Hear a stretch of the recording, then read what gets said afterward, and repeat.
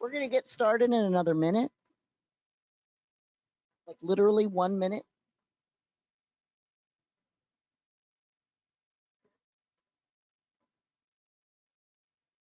It's okay.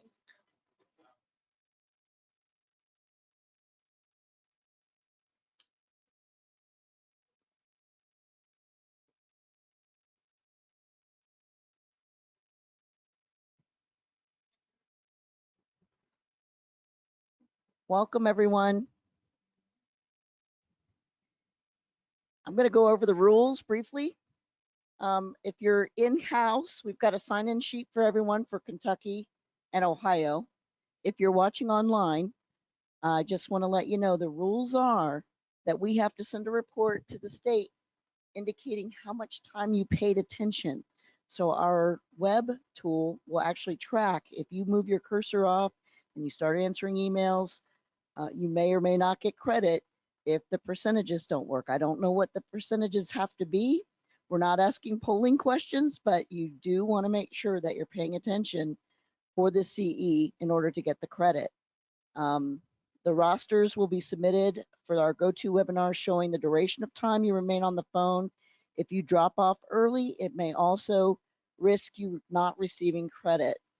If you're here in the room, the rules are please keep your cell phones turned off. Please keep all unrelated reading material out of sight. I've put these here so you don't have distracting reading material. Please refrain from unrelated side conversations and sign in and out of each session. Bobby Beatrice is here. He's got the sign-in sheet, so when it's over, we'll put the end time.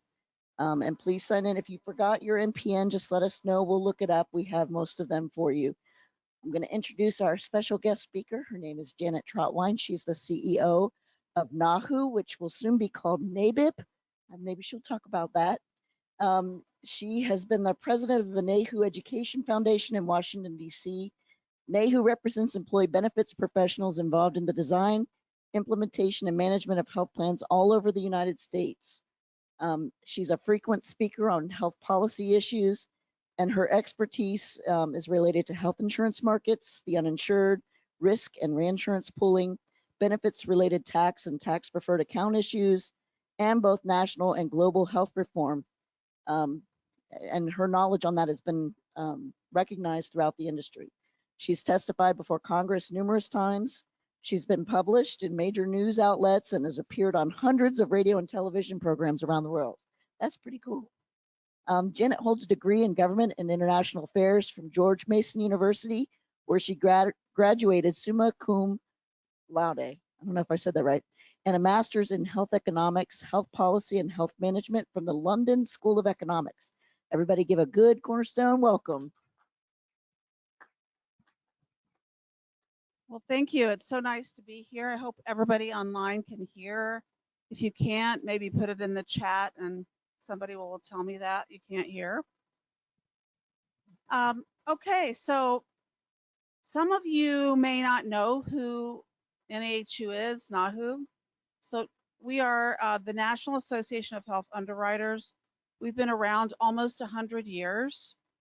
We specialize in we're a professional association primarily for agents and brokers, although we have other people who are members as well.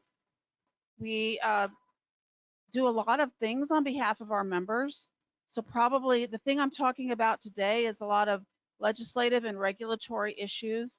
The biggest thing that we do is advocacy for our members, which means we represent you before members of Congress and various federal agencies that are relevant for our space that we're in. And there are certain ones that cover health and certain ones that cover health and benefits, and it's more than you would think, actually.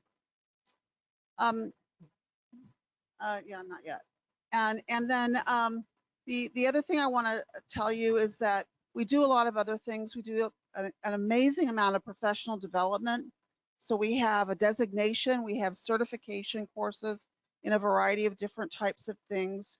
We have events going on all of the time, 2 big in-person events annually, and a lot of things. So we're kind of a full-service professional organization for people that do what you all in the room do. We are friendly with all of the other agent organizations. Some are like NAHU's in the life space, primarily life and investments and that type of thing. And just for a point of interest that's not on my bio, I've been with NAHU for a long time, since I started working for them in 1997. Before that, I was a broker, like many of you in the room, for almost 20 years. And I did what you all do. So I understand what you do for a living, and I've been working with our own members for a long time as well. So I just wanted to, to let you know that. And I want to start off on our update in just a second. But beyond that, I do want to. You heard that we have potentially a new name. During our House of Delegates meeting in June, which occurred at our annual convention, our House of Delegates voted to change our name. Now, I told you we've been around almost 100 years, and when we started back in that day, there was lots of field underwriting going on. And so the name of National Association of Health Underwriters, just like when NAHU was National Association of Life Underwriters, that made a lot of sense back then. Doesn't make too much sense now. And so we voted to call ourselves the National Association of Insurance and Benefits Professionals.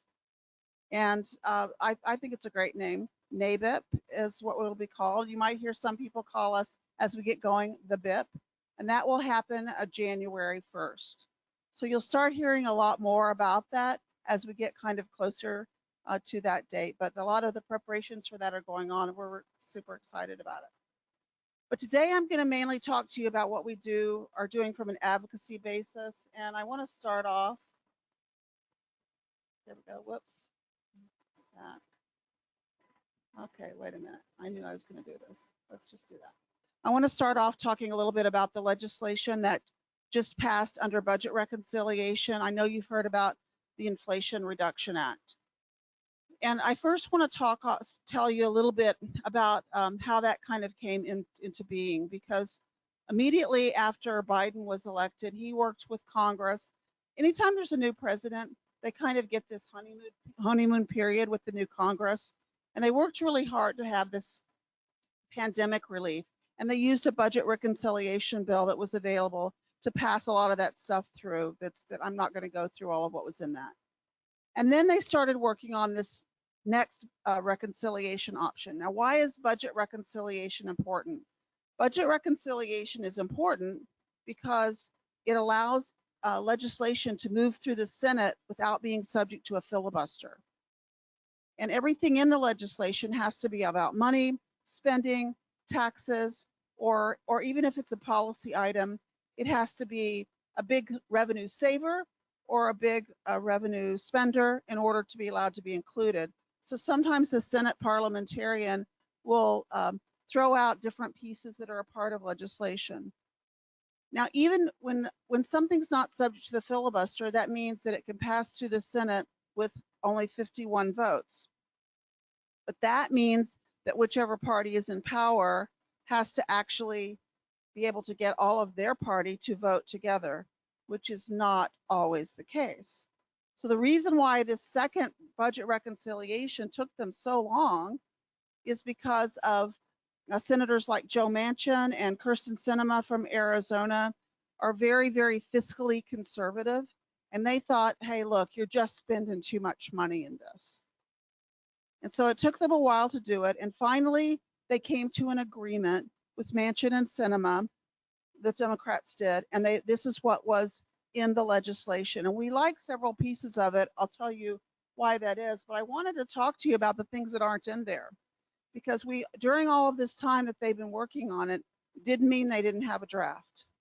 So it wasn't just a matter of taking a draft and, making it skinnier in order to meet the other requirements. We had to get the other bad stuff out.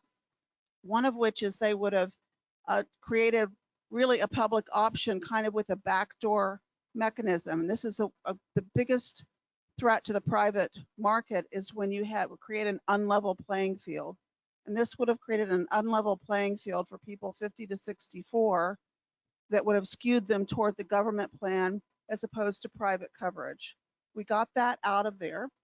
Camel's nose under the tent, got to be careful about that. There were also some really terrible penalties in there for employers of all sizes, small and large, relative to mental health parity compliance, and their ability to actually meet the requirements was about zero, and really stiff penalties associated with it. We got that out of there. And then the insulin copay that eventually passed, which I'll talk about in a moment, for Medicare was also in there originally for the private market, but all the paying for that was all on the shoulders of the private plans and the employers who have self-funded plans, which means that the cost of that coverage would have gone up. So we got that out of there. I'm not saying that one's dead yet. Talk about that more in a minute, but we got it out of this bill. So what was in there? All right, there we go. Okay, so how many of you have been around when you remember that there was no Part D? Okay, so I remember working really hard on Part D passing years ago. And when we got it in there, the private plans at that time, this was during the Bush administration, the George W. Bush administration, and the private plans were really kind of stepping into a field where they hadn't been before. And they said, look, we'll participate in this, but we can't have the government involved in our deals with the drug companies. They thought they could do a really great job of negotiating. Well, I have to say that the drug companies don't negotiate very well. And over the years, the cost of this program has increased and increased and increased. And what most people don't realize is that that premium they pay for Part D, or that their Medicare Advantage carrier pays for Part D, that premium is only 25% of how much it actually costs to run the program. And the government pays already actually 76% of the cost for Medicare Part D. And this is why it actually made sense for the government to be negotiating the cost of some of these drugs. So they're starting out slowly. And what's really interesting, if any of you, by the way, have interest in super details about this, just let me know and I'll get them to you. But they're starting off slowly with 10 drugs in 2026. And they really are selecting those drugs very carefully as to which ones they start with. So they're not looking for drugs that are already in a competitive field where there's already generics that are competing adequately. They're looking for drugs that are kind of one drug in that category and the costs are ridiculous. And they're starting off with 10 of them. You won't see very many biologic drugs. They're mainly focusing on what's called small molecule drugs. And you won't see too many biologics, although I do think that Humira might be in the first batch because the way the biologic for Humira is set up, it doesn't compete well. So it's not in that, remember the first description, there has to be a competitive environment. And even though there is a biosimilar, it's not a good competitive environment. So and then they'll add 15 drugs the next year, 15 the next year, and then they'll start with adding 20 and so forth and so on. They're staying away where they're not interested. Think of how many drugs there are. They're only looking at the ones where there's not a competitive field to try to push down the cost, which will affect both the government as well as the beneficiary as well. And then the second thing is that there's an inflation cap on there, which actually starts next year, that the drug companies will be penalized if the cost of certain drugs increases faster than the rate of inflation, which many of them are now increasing much faster. Even at our higher inflation rate, they're still increasing faster than that. And then there is, starting next year also, there is a cap on the cost of insulin. So you could know that there's going to be some significant cost discussions about how much the government's paying for insulin if they've created this cap. And when we say that the government negotiates prices, it's not the way a normal negotiation would go.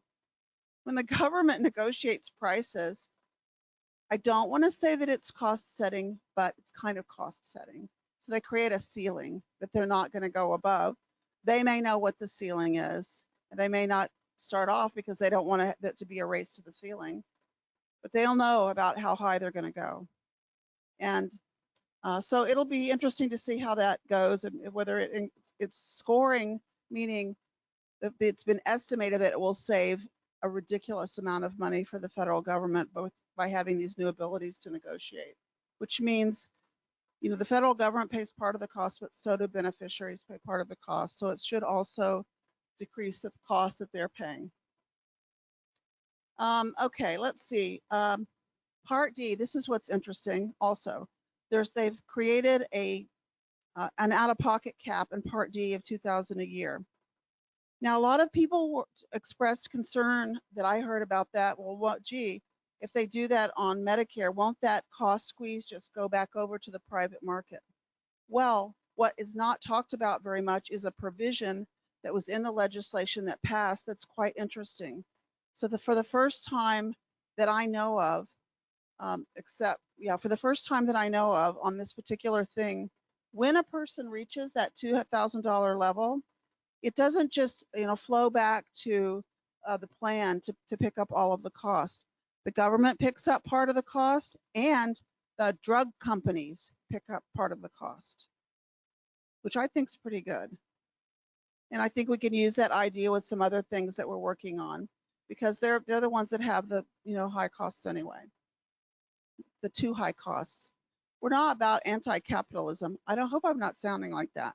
This is about something that has spun out of control, and it's gotten you know, beyond being reasonable. Okay, and then there's a few little changes relative to who gets the low income subsidy. I'm not going to go into detail on that. One of the things that's quite interesting are the subsidies. You know, we had the way that subsidies in the individual market are calculated went up a few years ago, and they were in danger of expiring at the end of this year. And this extended it to the higher level. Now, who benefits the most? We've been tracking this at NAHU. We've been tracking who is benefiting the most from the way the new subsidy calculation is structured. It's primarily people that are 50 to 64, sometimes in their late 40s. People whose, because of modified community rating, you know, their rate is going to be higher. Sometimes when they will actually, if you look at the rate of their overall income, even if they're above 400% of poverty relative to how much their premium is, it can be pretty scary. So these enhanced subsidies have really helped people because it took off that 400 cap and allowed some people that are somewhat above that, not wealthy people, but somewhat above that, to still get a subsidy. And we've seen the numbers of new enrollees in the market because of this increase dramatically. So I think that's good. It also helps with a discussion that we were having right before we started. When we have more people in the pool, then we have less adverse selection, which we are hopeful will allow the companies to offer greater product selection in the individual market as they have more bodies over which to spread the risk, if that makes sense. So the more people they have in, it should allow costs to go down and choices to go up. And that is one of the reasons why we were happy to see that this passed. I want to talk about some things that you're not seeing too much about in the news, but they are going on, just to let you know. So I don't know how many of you ever run into a problem with clients that you have that are on end-stage renal, that have end-stage renal disease. So it can affect a lot of different things in all of the markets a different way. You know, whether it's an individual, whether it's someone in the small employer market, whether it's a large group market issue, the issue is still that they're expensive.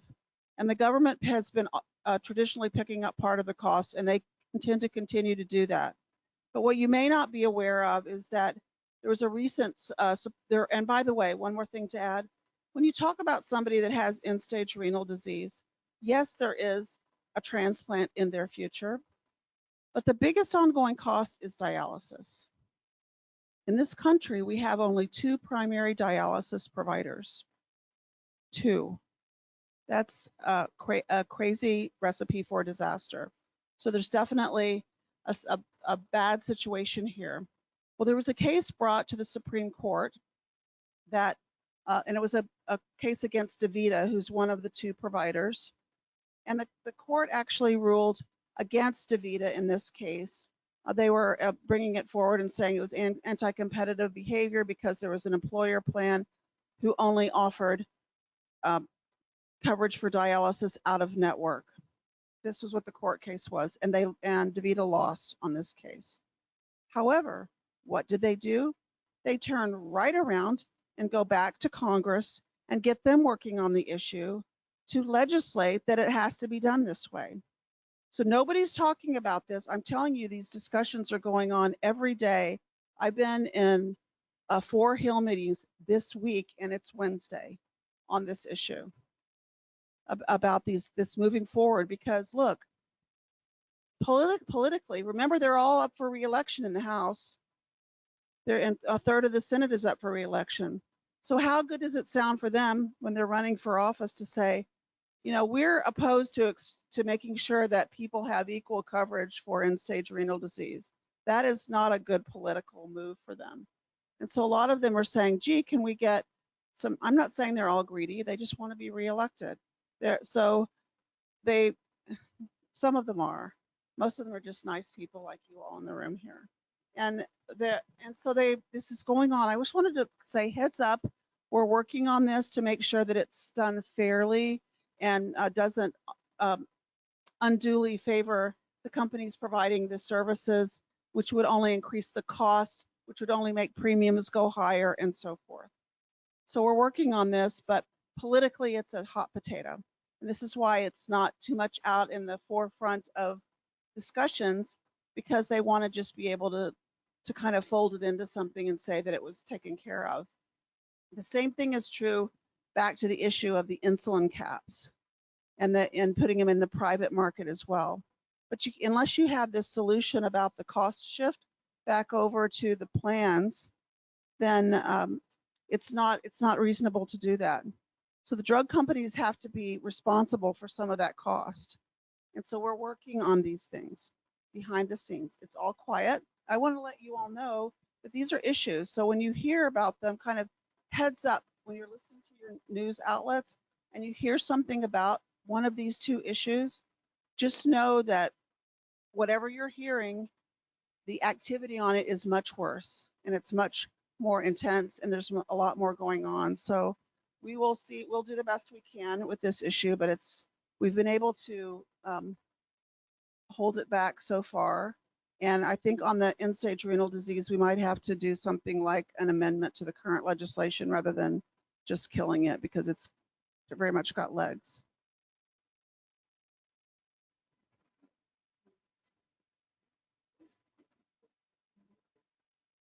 No. The question was, are people under 65 being forced into Medicare? No. Not unless they are about to have a transplant. They can qualify, they can apply for it.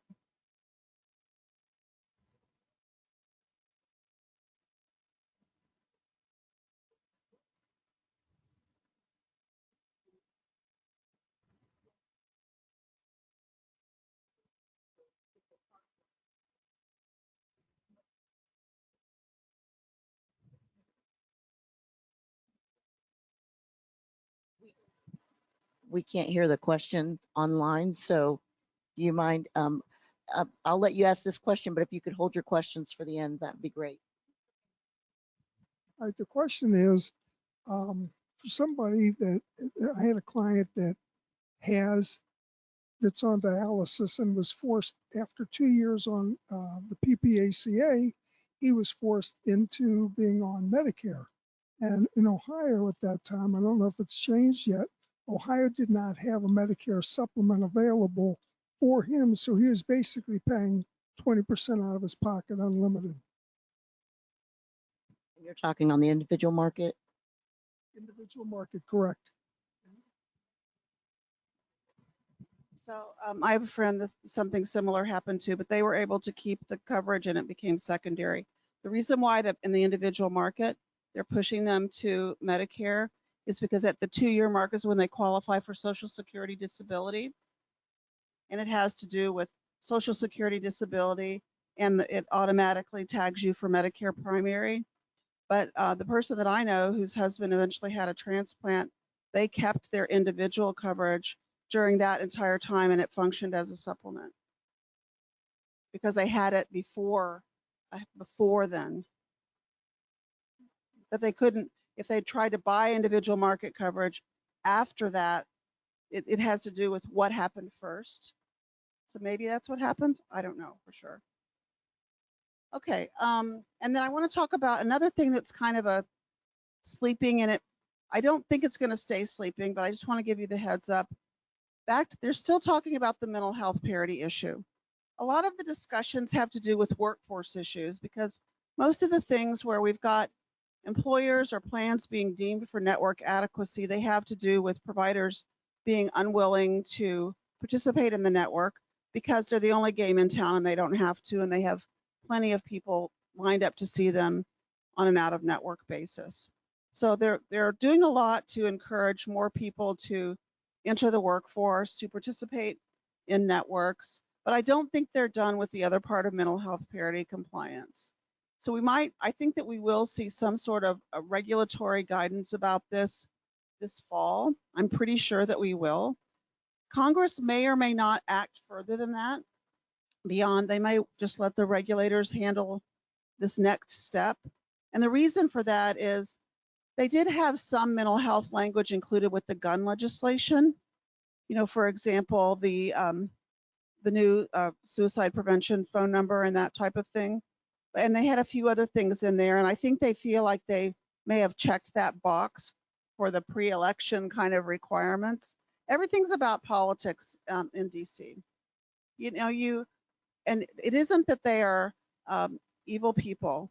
It's just that they were elected to office. They had these ideas about what they wanted to do that was important to get the things done, and they are bound and determined to do them. And the only way they can do that, because in DC it takes forever. It's not at this like it is at the state level, where things move quickly. At the federal level, things move slowly. And so the things that they wanted to do most, they may not have the opportunity to do until they're already been in office for 2 years. So it takes a while, and they want to be reelected. So they always look at any decisions they make about what policy to support and not to support. And they look at, will this help me get elected? Will it keep me from being elected? And the only time you see them not do that is when they've decided not to run again. And then they don't care. And then then that's always an interesting year to work with them. I love it when usually those are the people you don't actually want to leave anyway, because they don't care what anyone thinks. And they'll work on a lot of different things. But just keep that in mind. And, you know, some of the things they want to do are pretty important, and it's okay. And then I just as a reminder, I just want to quickly talk a little bit about the election coming up. So we need to start with, you know, the Senate is 50-50. And I wanted to let you know that it always matters like who the leaders are. So we had Mitch McConnell in charge of Republicans and Chuck Schumer in charge of Democrats. So regardless of what happens during the election, one of those two will still be the leader. One will be the majority leader and one will be the minority leader, because there's no contenders for their seats. They're both pretty good at their jobs. It's just sometimes one, and in the Senate, most measures are subject to filibuster. So a lot of things just go to the Senate to die. If it's not something that can be in budget reconciliation, sometimes it just doesn't move for a long time. A lot of things aren't bipartisan enough to pass otherwise. So the Republicans may take over, or the Democrats may gain more seats, but it'll only be a few. And if they don't have 60, which is what you need to get past a filibuster, it's not going to help all that much, and things will still continue to move slowly. One will be in charge, or the other one will be in charge. So now we talk about the House. We are going to see some changes in the House. Historically in our country, at the first midterm election following a presidential election, whichever party's in the White House, their party loses seats. In the history of our country, it always happens. They always lose seats. So the question is, how many will they lose? Well, most of the pollsters are saying that Republicans will take over the House, but just knowing that there's two chambers there's two chambers, there's a House and the Senate, so that doesn't mean they can do anything that they want. They'll be limited. They'll have to say, what can we possibly get passed if passing is what their goal is. Sometimes when your member of Congress issues a piece of legislation, they don't intend for every piece they introduce to pass. Some of them are messaging bills, and they're saying, in general, I support this, and they might bring forth 100 bills in a year or 50, but they're only going to stringently work on a handful of them. So just FYI, factoid of the day, they're not all serious about them. But let's talk about who's in charge. So let's say that the Republicans do take over. For a while, we weren't sure that Kevin McCarthy would be the speaker if Republicans take over, because he said a few things that people didn't like that about some Republicans didn't like about Trump. But now, after the primaries have gotten over, some of the people who were going to be his contenders for his seat didn't win their primaries, and the ones that are left are laying low. So I'm pretty sure that Kevin McCarthy will be the speaker, and that Republicans probably will take over the House, not by as much as they otherwise might have, because a lot of voters have been energized by the decision of the Dobbs-Jackson decision that made the modifications to Roe v. Wade. So on both sides of the aisle, I think we're going to see pretty big voter turnout from both. I still think Republicans will take over the House, though. But let's talk about who's in charge on the Democrat side. Now, here's some interesting information about Nancy Pelosi. So you either love Nancy Pelosi or you hate Nancy Pelosi, most people.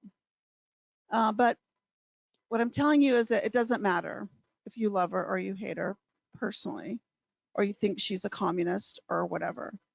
It doesn't matter, because Nancy Pelosi is super good at her job. The job of any speaker is to get their caucus to go together. So if you don't know what whoever the speaker is, if you don't know what they're good at, then you have made an error in judgment. You need to know, are they good at getting their people to go together, or do they have trouble with it? Like McCarthy's going to have trouble with it because Republicans are really hard to control sometimes, and every Republican speaker has had trouble controlling the caucus. But I don't know what Nancy Pelosi threatens them with, but she gets those people to line up and they do it. And I think she promises them leadership roles or something like that. But she actually has a very good health policy aide that's helped us a lot on that end-stage renal disease issue, as well as the insulin issue, in terms of seeing if we could get those things modified down or eliminated. So you should never say, oh, I hate this one, or it just depends. Sometimes they'll work with you and sometimes they won't. But here's the thing to know about Nancy Pelosi. She is running for re-election. She will win. She's the largest moneymaker for the Democratic Party. She's not likely to run for speaker again, which means that there are a number of others that are gunning for her job.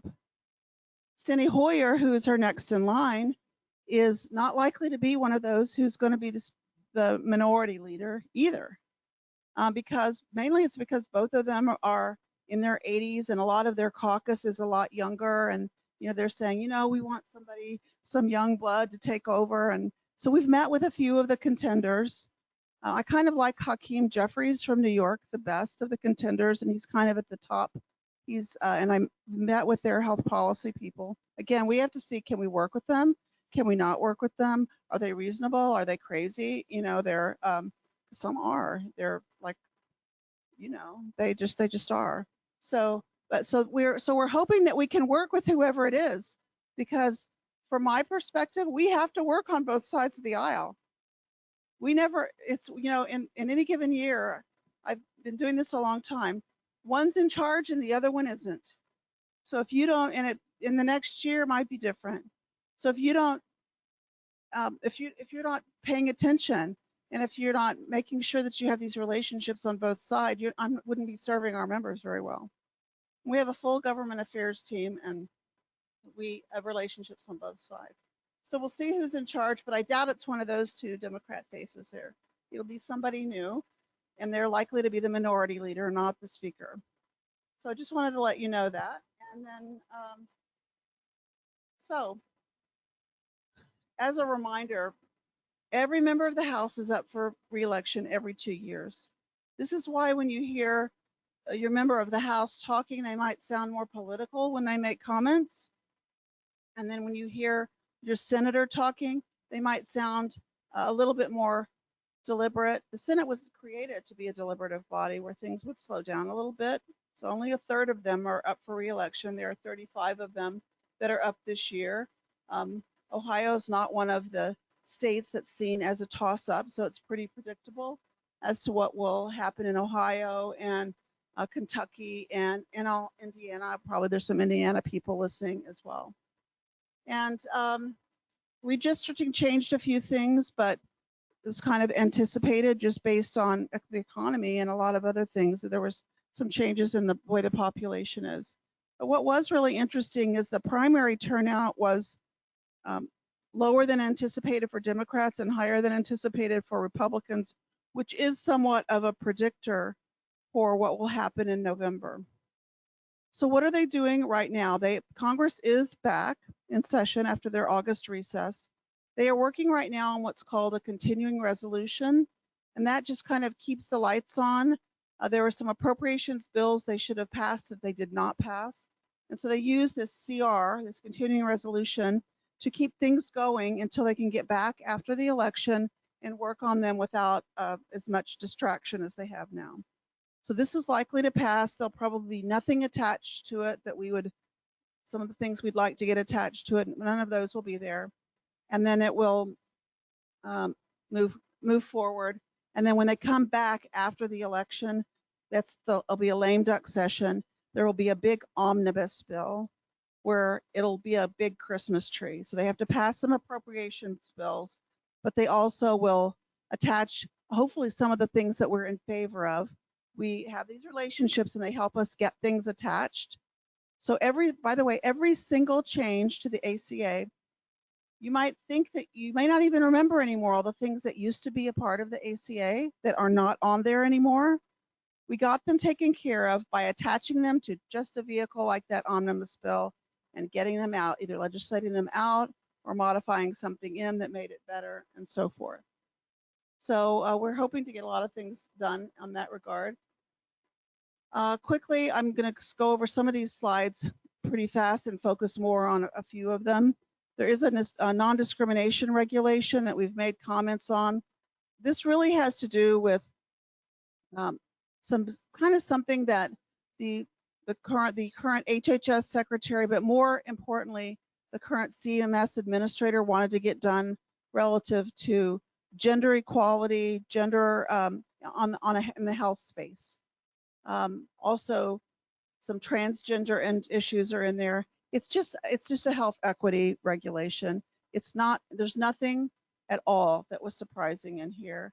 And probably most people would have said, isn't this already in law? And did we really need to pass this regulation? But they felt like they did. And so that was one of their goals.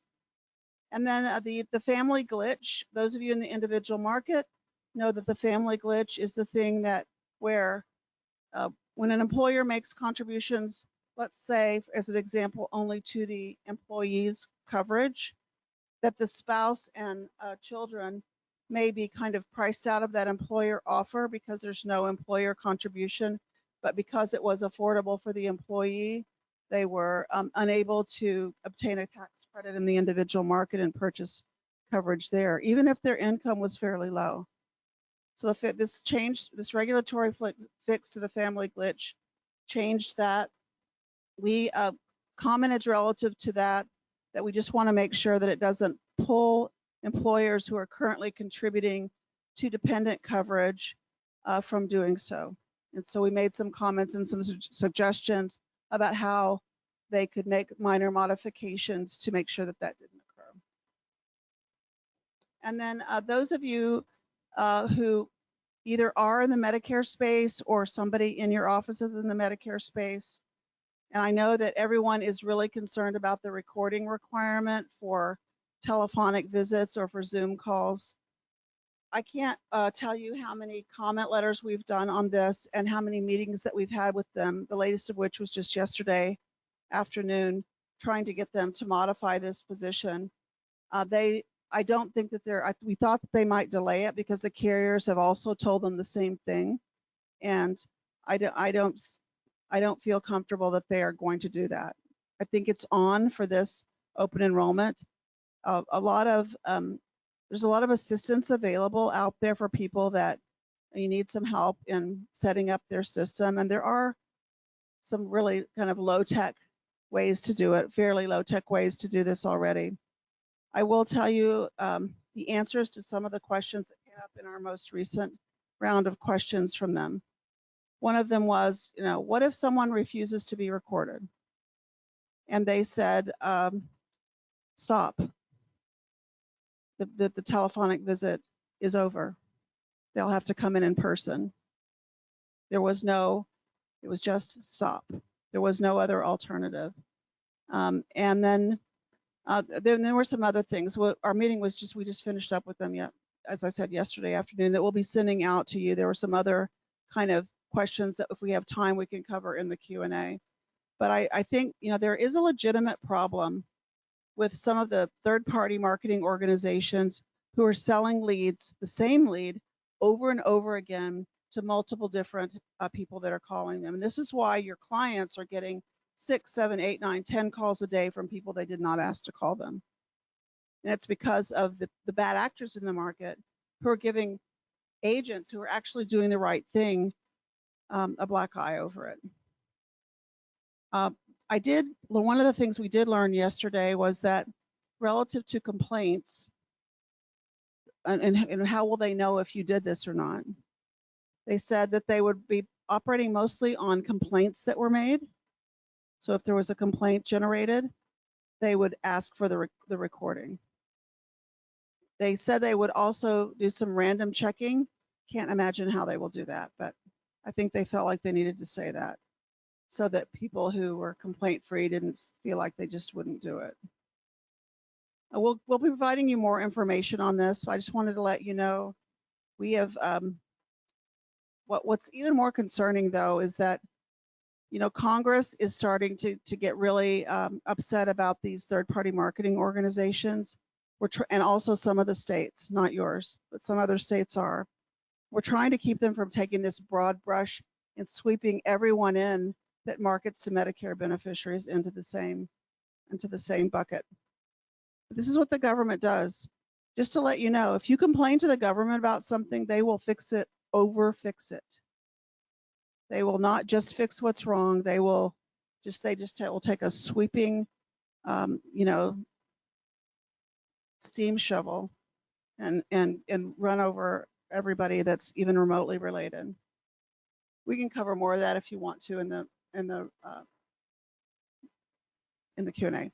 Now, I want you to let you know that one of the ways that we develop relationships on the Hill is we submit testimony. Sometimes we do oral testimony where you've seen images of it where people are sitting at the table and they're testifying.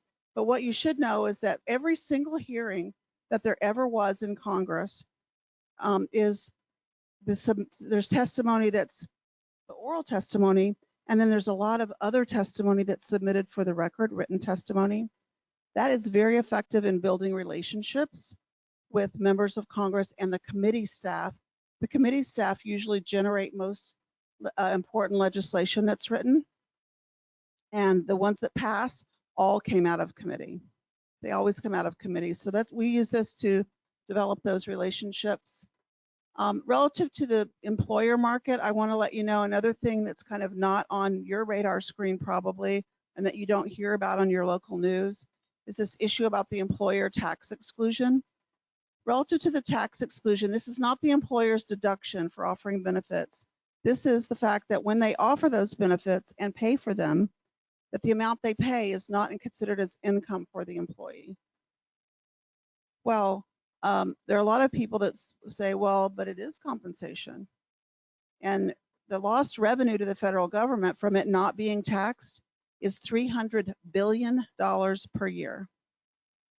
So you can imagine there are a lot of people from both parties, by the way, out there saying, we want a little bit of that to fund this pet project or that one. So we're on this all the time. Every time somebody passes something, we look to see if they're trying to use employer tax exclusion money. We're on the record. We've been very loud and vocal about this. We've been able to keep it tamped down for 20 years now. For 20 years, they've been trying to do this every year, all the time, every year. It's not on your news.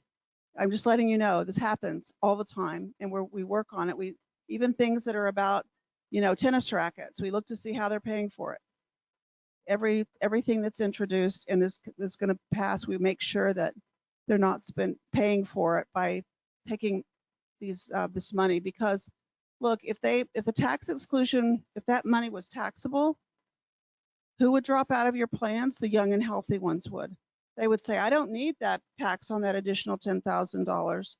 I'll just opt out and go, and because I would rather go on this vacation or buy this car or, go skiing or whatever. I don't want to pay that tax, leaving the risk pool of people older and sicker. So it's very dangerous for anyone to mess with a tax exclusion. We have been working on a voluntary employer reporting bill for employers that are subject to reporting requirements. This is starting to move forward pretty quickly now. We are fairly sure that it will be attached onto the omnibus bill in the lame duck session. We're being kind of given a green light about that, but we'll have to see. If some other major event occurs that sucks the wind out of everything in DC, it could be a no-go, but right now they're saying yes. And then there'll be other things that we see attached to that same legislation. One of them is the various telemed things that occurred during the pandemic. So, for example, in Medicare, as an example, prior to the pandemic, Medicare beneficiaries could not have telemedicine visits unless it was someone they'd already seen before. So, and then during the pandemic, over 1 million beneficiaries sought other types of telemedicine opportunities. So that legislation's already passed the House. That might even go through before they go home in October. That's moving forward. But some of these other things where they would make sure that telemedicine had the same opportunities as anything else, those things could be attached because they've really turned out to be big cost savers and care expanders. So that, particularly in the mental health space, it's been a lifesaver in the mental health space. A lot more people have been able to access coverage, but there are some state issues to get past where some states have their own legislation about, what can happen in their state and certain licenses and only for this or only for that. So we're working around ways to get past some of that. So I'm going to get past these. These are all telemedicine. So there's a bunch of them pending. And then I just want to say, relative to a public option, this is not going to happen in Ohio, by the way, but we pretty much have squished the public option at the federal level for now. So this would definitely disrupt all of our private markets. But a lot of states, some of you may do business in more than one state. So there are a number of states that have public options at the state level in their individual or small group market that are Colorado, for example, Nevada, Washington State, and a couple of others have it pending. So we have chapters all across the country. We're working with our states that have these pending. It wouldn't happen here in Ohio. It just isn't going to happen here with politics or what they are. But in a lot of these other neighboring states, they could happen. And the problem is when it happens in one place, it's much more easy to happen in another state, even if you think otherwise it wouldn't have. So we're watching that. Also, another thing we've had pending for a while, COBRA as creditable coverage, to make sure when someone goes on COBRA that they it doesn't automatically trigger their Part B enrollment. A lot of people miss Part B when they go on COBRA and they don't realize that they needed to enroll. They think they're still on an employer-sponsored plan. I know the Medicare and You handbook says it, but on all of your beneficiaries read every word, right? So just keep that in mind. If you're not a member of NAHU, I'm going to do a very short plug here. You should be a member. It's less than what you pay on coffee, I'm pretty sure, at Starbucks or wherever you go. whatever, what's the Ohio one? Is it Starbucks? Timmy Hortons. It's less than you pay at Timmy Hortons, I'm pretty sure. You can pay monthly. I was a member of NAHU before I went to work for NAHU. I've been a member since 1984. And and I still pay for my own every month. I don't let NAHU pay that for me because I believe in the organization personally. And I know how important it is. And I know all the things that we work on. You get a lot of things with it. I'm not going to do a big sales pitch. NAHU is a great organization, soon to be NABEP. We also have a political action committee that increases our prominence on Capitol Hill. And I just took away my questions, but so we have, what, 10 minutes?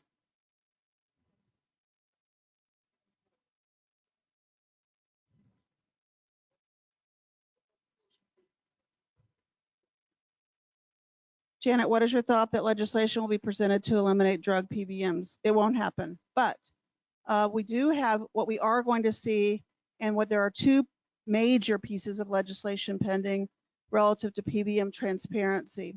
One of them kind of favors like in community drug stores, and that one's not as good as the other one, which is a real PBM transparency that it would be really helpful to employers as well as to other payers, so that we can see, exactly what they're getting in rebates and so forth. They're unlikely to make them go away because absent, as much as we don't like the PBMs, or you might think you don't like the PBMs, right now they do serve a purpose, because without them, there's no control at all on the drug companies. So they do serve an important negotiating factor. They are ever present in every plan. And even though they have their flaws, they serve that role right now. And without any other rules about how high these costs can go, the best thing to do is just to be more transparent about what their internal costs are, which ones they pass by, how they make money, and that kind of thing. Question, what is SHIPs? Are they exempt from the recording rule? Yes. The state health insurance counselors. I don't know. We've been in a battle about the SHIPs for the entire time I've been at NAHU. They serve a role in their communities. Should they have to record? One would think so, but because they don't technically market, because they counsel and educate, which is of course what you all do too, then that's why they're not included. Why are these TPM call centers calling our clients? And if the agents must recite the disclosure within a minute, then why can't these Medicare commercials do the same? They're supposed to. This seems like an unfair playing field. They are supposed to be doing that. And there have been some rules that clamped down on them, but they have not been eliminated. They've just, and by the way, this whole issue of the recording, big thorn that I think in my side is they have had the recording capability all along, and they've been recording all along. So every egregious thing that any person at one of the agencies at CMS has heard them do, they were listening to one of these call centers doing it, not any of you. So it's a terrible issue. That was all we had online. Absolutely, yes. You can be a member of more than one organization. First organization I joined was NAHU, or was NAHU back then. Before I joined NAHU, and then I became a member. I was a charter member of the chapter we formed in Austin, Texas, which is where my agency was. So I hope that you'll take a look at it. You'll be surprised at how affordable it is. It's very inexpensive.